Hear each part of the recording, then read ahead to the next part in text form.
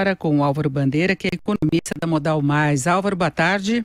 Boa tarde, Denise. Boa tarde, ouvintes. Bom, nós estávamos falando da repercussão política, repercussão junto à equipe econômica do anúncio feito ontem pela Standard & Poor's do rebaixamento da nota do Brasil, né? O Brasil mais longe aí do grau de investimentos. Agora a gente vê uma reação muito tranquila de mercado financeiro.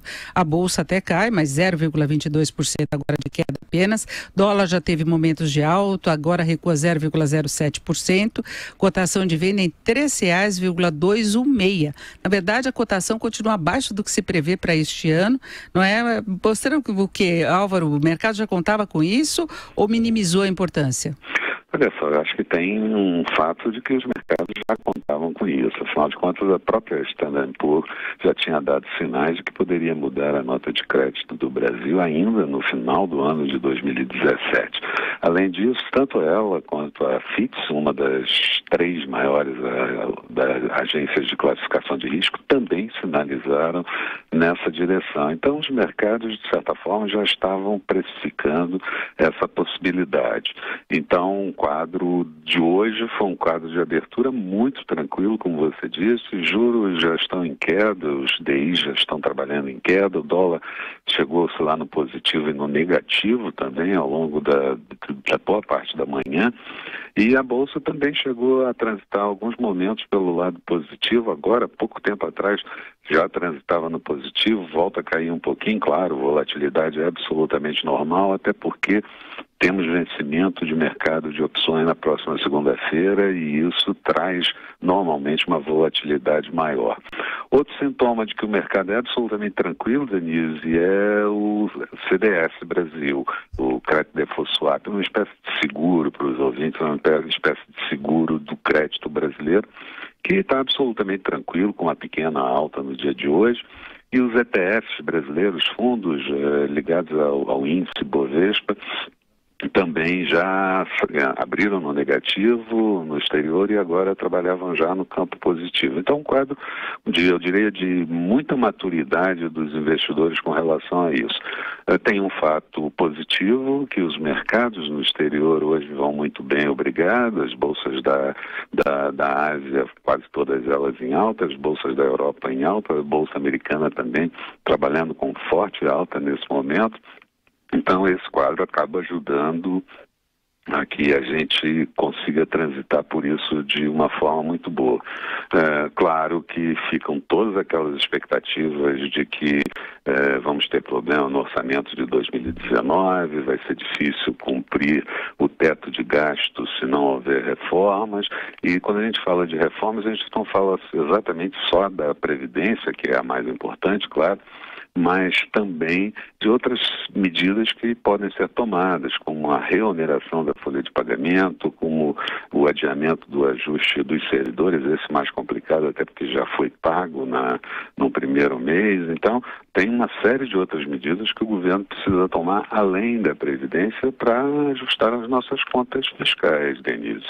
Agora, Álvaro, essa reação do mercado indica que o mercado talvez tenha paciência para esperar pelo próximo governo para fazer reformas, para viabilizar algum número melhor das contas públicas, porque até agora o que parecia que o mercado tinha urgência, uma certa ansiedade também em relação à reforma. Não há qualquer garantia que o governo vai conseguir aprová-la, não tem os votos necessários ainda, está chegando aí a data, em fevereiro, a votação. Você acha que o mercado segue assim, mesmo que o governo não consiga nada?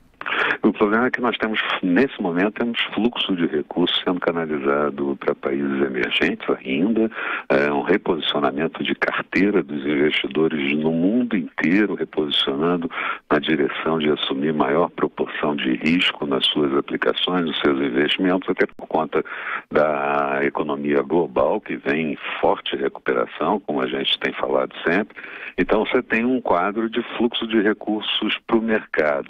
Agora, a gente pensar que nós vamos passar 2018 em branco, não tem grande problema em termos de orçamento, o déficit primário já está posto que vai ser de 159 bilhões e o governo tem como fazer chegar muito próximo disso, mas aí jogamos no colo do próximo presidente um 2019 muito complicado, onde essas reformas vão ter que ser feitas principalmente nos primeiros 6 meses da gestão do novo presidente. E aí surge o problema de sucessão eleitoral, que ninguém sabe como esse próximo presidente estará ou não comprometido com reformas estruturais que são absolutamente necessárias.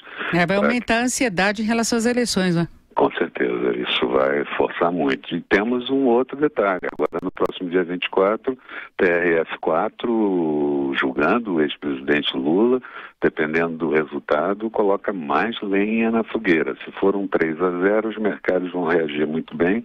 Se for um 2-1, a situação volta a complicar muito mais, Denise. Bom, só para fechar, mas em relação a esse fluxo de dinheiro que você falou, disponibilidade no exterior, o Brasil agora ele está no mesmo risco de dar o calote de Honduras e Bangladesh, por exemplo, e está com uma nota pior do que Bolívia e Paraguai. Agora, comparativamente, o Brasil tem muito mais capacidade de atrair investimento que esses países. Não estou querendo repetir Donald Trump menosprezando países mais pobres, mas é a força da economia, o potencial de rentabilidade mesmo, né? Sim, mas você veja, você citou isso bem como grau de risco, mas os mercados, ao aferirem risco, eles trabalham, por exemplo, com essa CDS que eu falei, o Credit Default Swap, com uma taxa bastante amigável, ali ao redor de 146 pontos. O Brasil já teve mais de 300 pontos de CDS, então é quase um nível de grau de investimento para quem lida com CDS. Então tem um desequilíbrio no mercado que vai ter que ajustar para um lado ou para o outro. Ou nós vamos virar um Paraguai ou coisa que o valha, ou nós vamos lidar mais com um país que vem mostrando uma recuperação da economia nos últimos 6 meses em alguns indicadores importantes. O problema é que sem reformas isso não deve prosseguir, né, Denise? Ouvimos o Álvaro Bandeira, que é economista-chefe da Modal Mais. Álvaro, muito obrigado, uma boa tarde. Eu que agradeço, um bom fim de semana.